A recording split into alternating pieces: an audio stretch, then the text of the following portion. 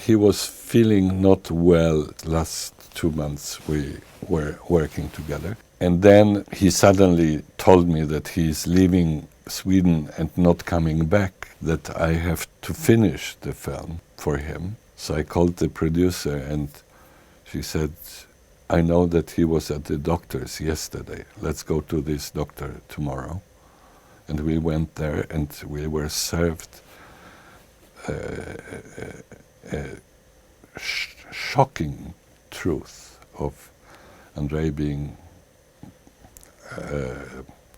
sick, deadly sick, and having 3 months of life ahead of him. That was a shock. That was a shock, but on the other hand, I knew that I have to carry that burden of finishing the film. And it was only possible because Andrei gave me so much faith. I was 34 when I met Andrei for the first time, and I was editor, and I edited loads of films, special documentaries. And the story why and how I met Andrei Tarkovsky is very interesting, because I knew that he was about to make a movie in Sweden, and I decided that I will edit it. And I contacted the producer, who was, of course, laughing me out of, that is out of the question, because the international line for that job is very long. And I said, well, I will not let you be in peace until you tell me that you have an editor, because I'm going to edit this movie.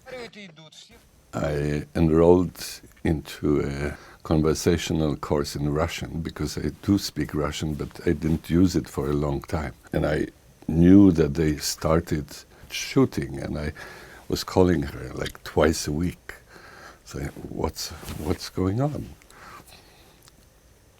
And she said, forget. And then suddenly she called me, and I said, do you want to meet Andrei Tarkovsky?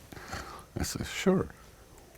And I met him, and I spoke Russian well enough. And he said, okay, let's begin tomorrow. The reason was for that, for this delay, was that they really wanted him to, all the producers wanted to give him their editors. So he refused and said that I will edit myself, give me a good editing assistant. And I was the only editing assistant in Northern Europe who spoke Russian. The first meeting with Andrei, I remember, was in a cinema. He was watching dailies, and he was watching dailies alone, without anybody else from the team. And I was invited to this screening, and he was watching the movie silent, without sound. He just wanted to see the pictures. That was a great experience, you know, sitting with the biggest of them all in a cinema, 2 people watching a silent movie. And of course, the only thing he could say during this, I don't know, we watched for half an hour. He was just pointing out everything that was wrong. Like, if I really believed what he was saying, there was no film, no movie in this material. But of course, the images were fantastic. After that, I didn't know how it went. He just said, let's start tomorrow after the shooting day, which is 5 o'clock. They were well into the shooting, like 3 weeks, I think. And next day, Sven Nykvist came to me and said, congratulations, I've heard that it was a very good meeting. And I said, well, what was so good? No, nothing happened. But he was very sensitive. And he could sense some kind of a presence I have. And we really got really close in the year and a half or almost 2 years later. So he was very intuitive. He was not very much into thinking and analyzing and describing. He was more holistically intuitive. I was very calm during the whole period, editing period, because I know that I'm in the room with the biggest of them all. I don't have to have any opinion or save the movie, as editors very often think they are doing, that they are saving somebody and something that is totally disastrous. He told me that we are going to have 120 something shots in the whole movie, which is between 5 and 10 times less than the usual film would have. So I knew that very many decisions are made already in the camera. It ended with 148 cuts, if I remember correctly, because of course I could cut in the places he would not imagine I could cut. So basically we were watching the takes. The takes were extremely long. The first take is over 10 minutes. In rehearsals, I've heard later, it was 15 minutes, but the length of the negative at that time was 10 minutes. So he had to adjust to this technical limitation that the film material had. So of course, if you have 5 takes, that basically takes the whole day to choose, because you run 50 minutes, then you have to rest, then you have to rerun some of the takes, and you know that you are going for 1 take only. But when you are done, then you have 10 minutes of the film. So you lose some, you win some. The basic first step in editing is to select the material and then to combine it. And this combining of the material was a shock, because when we made the rough cut, it was 3 hours and 15 minutes, if not more. And the contract of the movie was with him was 2 hours 8 minutes. The whole process got us very close together, because he was in between the work. There was a lot of time for reasoning, for talking about art and life and politics, and you know, we come from the same social background, which is the so-called intelligentsia in Russia and in Poland. There are those. It's educated middle class, I would say. It translates into English. So we had a lot of common interests. I was more interested in listening to him than talking. And he was very generous with telling me his point of view. By the end of our work, he got sick, and he left me the film to finish. So that was very unexpected. I did not realize what he was saying when he said that. I was going with him to the airport, and he insisted me to go with him to the airport on Christmas Eve, which you basically don't ask anybody to be at work. And then he said, "I'm not coming back. and you will finish the film. I did not really understand what he meant by that. Later on, I realized that he just got the diagnosis, and I was the person he trusted. His vision of the film was the film that it became, because the vision directors have is never complete. It's being competent and confident in the process of making it. You never, it's not the execution of a plan.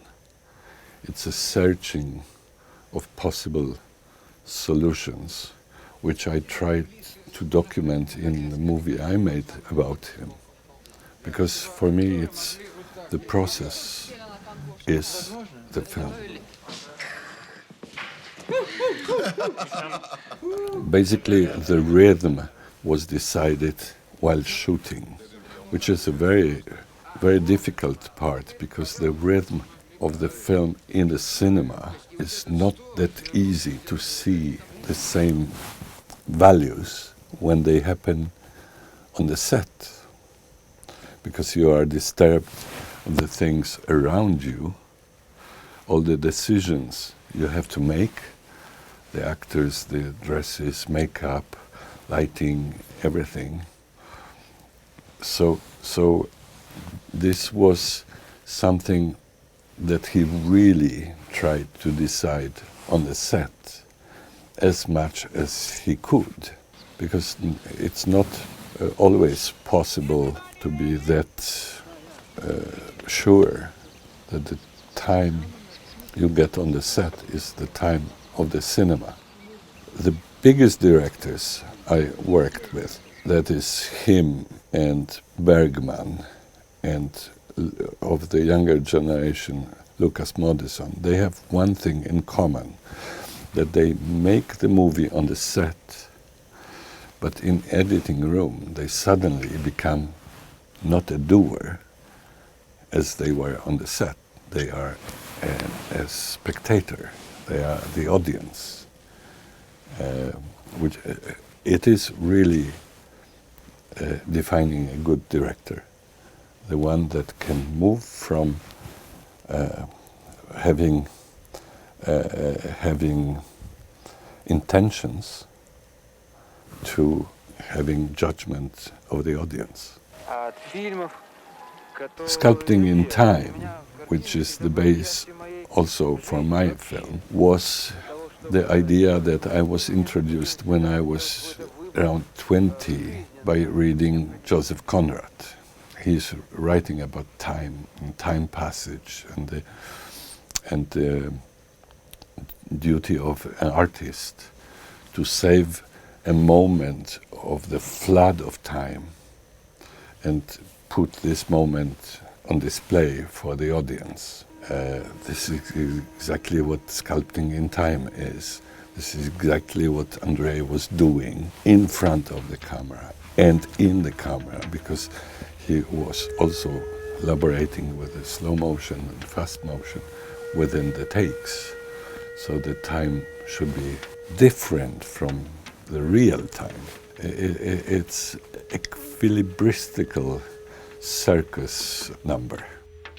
Very interesting to know is that all the dreams in all Andrei Tarkovsky's films are the dreams he experienced himself. And of course, making a dream on film sometimes will be different than the dream he experienced. For instance, he experienced a dream that he was meeting in a dream a body double, and there was this dream shot in the film, but the thing was that the body double was not real body double, and you could see differences. Probably with the digital effects today, you could really make it much more the same person watching himself. So that was cut away. Then there was another dream which transcends from the dream into waking up, that is still in the film, but it's edited. It's cut down to 2 or 3 pieces only. It was mostly working on the rhythm of the takes, making cuts you cannot see to speed up the action. When the television set in the night is on and there is this very strange announcement about something very big happening, there are like 20 cuts in this, just to make it a little quicker and fill it up with sound, so it feels real that it could happen. One of the last shots, when the house collapses after the fire, it took 2 minutes when the wife is sitting in a puddle before the rest come in. So I made a cut there because the picture was still. It didn't move, so you don't see the cut itself. Tricks, but tricks on duty, you know, duty to give the time for the audience to experience emotional charge of the scene, because those, of course, those 2 minutes disarm all the possible tensions you have.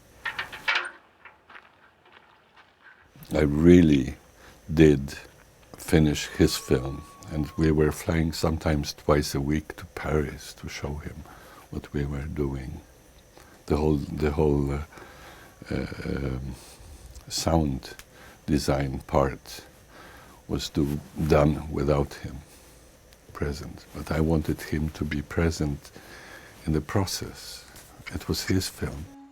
So, but the whole thing was shocking, and especially that he did not want to get any treatment. I had an aunt who had cancer, who never gave up.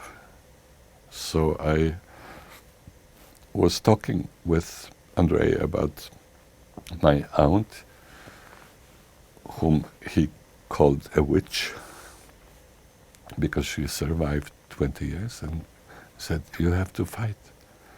And then he accepted that he will go for treatment, but he said, it's like Third World War. It was painful, probably. The documentary material was produced by Lisbeth Gabrielsson, who was a producer at the Swedish Film Institute, and she hired a team who shot everything during the shooting. And there was an attempt to make a movie out of this material, which was only half an hour, which I really disliked. And I told her, because I knew her very well, because I worked with many documentaries with her before, and I told her that this half-an-hour film was not true. And then she said, well, do it yourself then. Давайте сделаем так, что...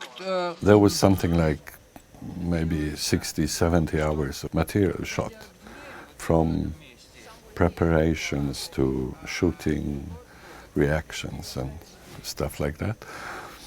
So I never made a film before as a director, but I was very experienced in editing, so I said to her, I'll call Andrei and we make it together.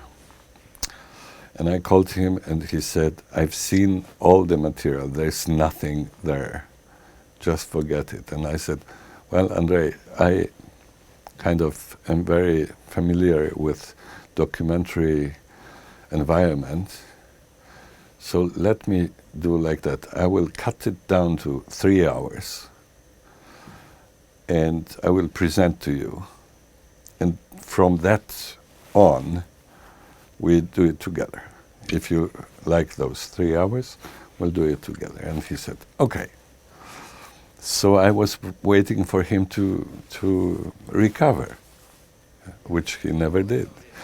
So 2 days after he passed away, I was in the editing room and I said, okay, this is my duty to share the time with him, with others.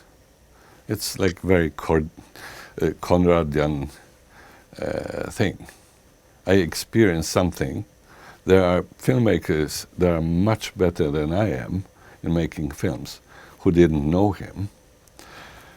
And there are a lot of people who knew him much better than I do, but who cannot make movie. And so I was like the only one possible to make this movie.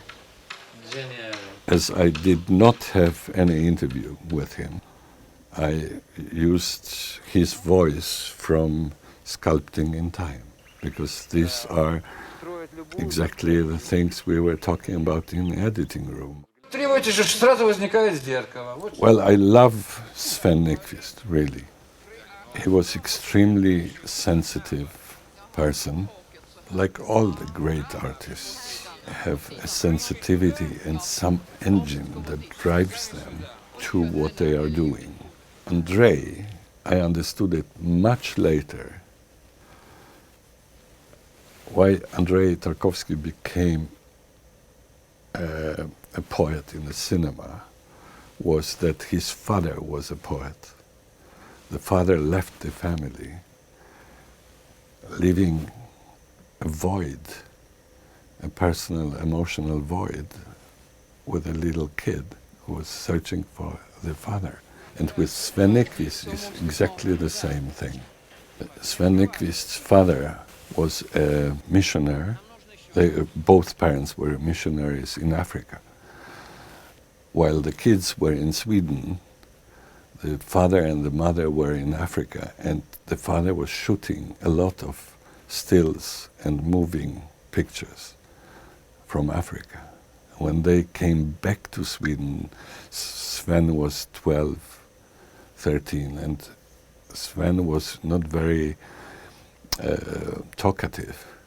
So was his father also. They were very quiet Swedish Scandinavians. And the thing to connect were the pictures. So Sven started to make pictures to show to his father.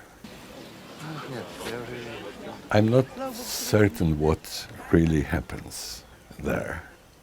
There are some people who told me it was obviously a camera that broke, but what the reason, the real reason for breaking the camera was, I really don't know and don't understand.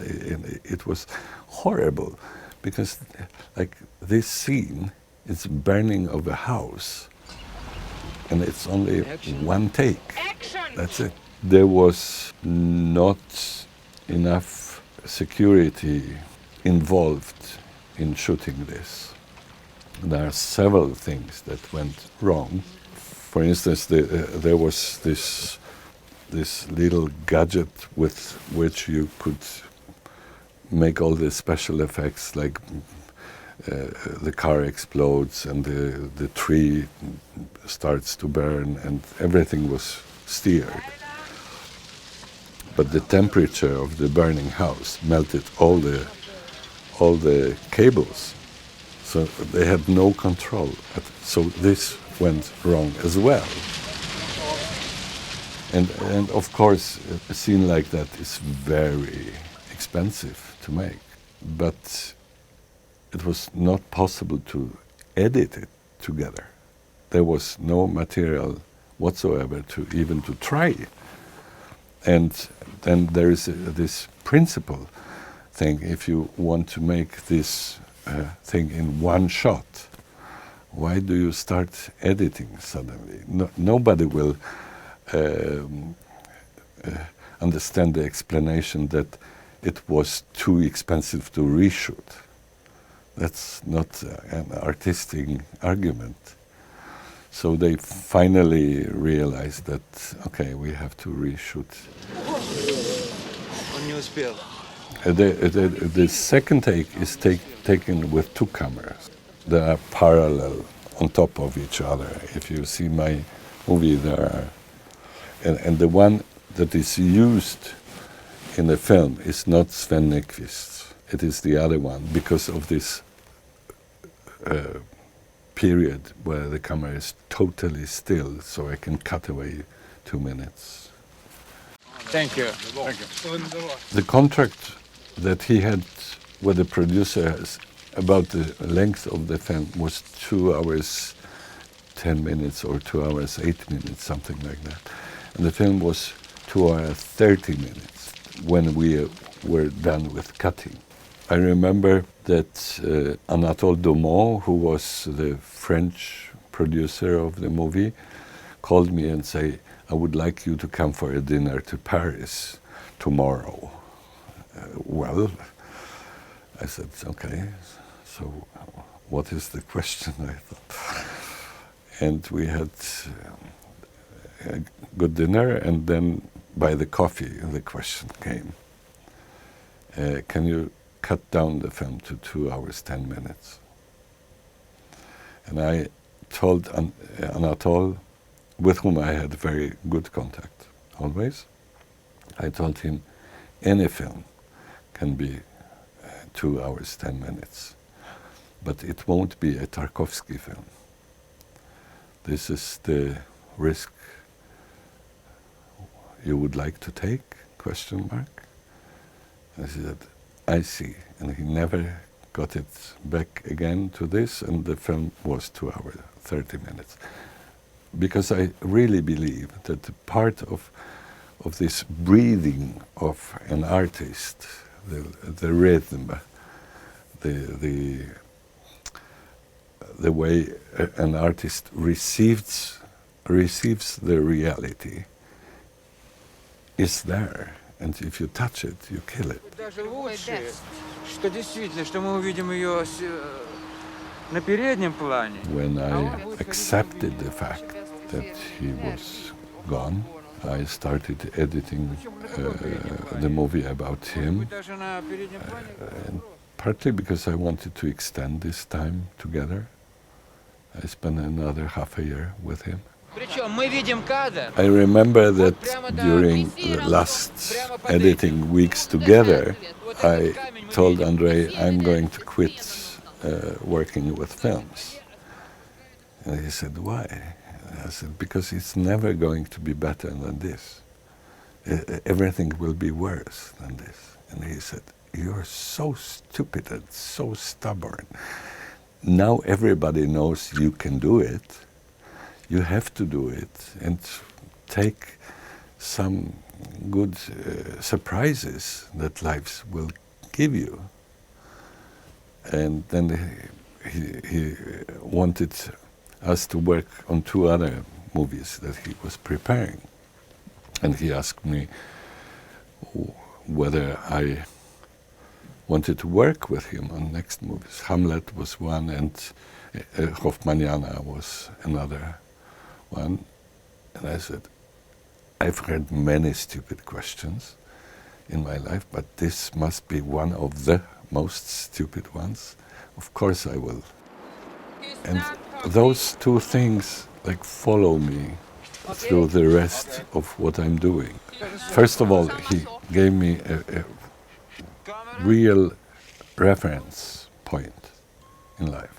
If I can refer to anybody, I can refer to his ideals and his thoughts, not eventually copying them, but to refer. It's very, he was very generous, and that keeps me going. 2018 is 30 years since Directed by Andrei Tarkovsky was made. I am very happy that the film is still living, and every now and then there is I'm notified that it's being released here and there, and my objective to begin with was to make a film that will not grow old. And of course, it sounds very good, but how do you make a film that doesn't grow old? And I realized that the way to do it is to rely only on facts and do not interpret them. And I realized that this is exactly what Andrei was doing. He was quoting facts and abstaining from interpretation of them. And that's what makes great cinema or a great art always present and not getting old. There are many films that grow old very quickly because they are dated, because they use the fashion of the day or the interpretation of the facts of the day. That grows old. But the facts themselves, they will remain being facts. So I'm very grateful that it was given to me this insight for some reason. That was back to what Joseph Conrad wrote. So the circle was suddenly fulfilled.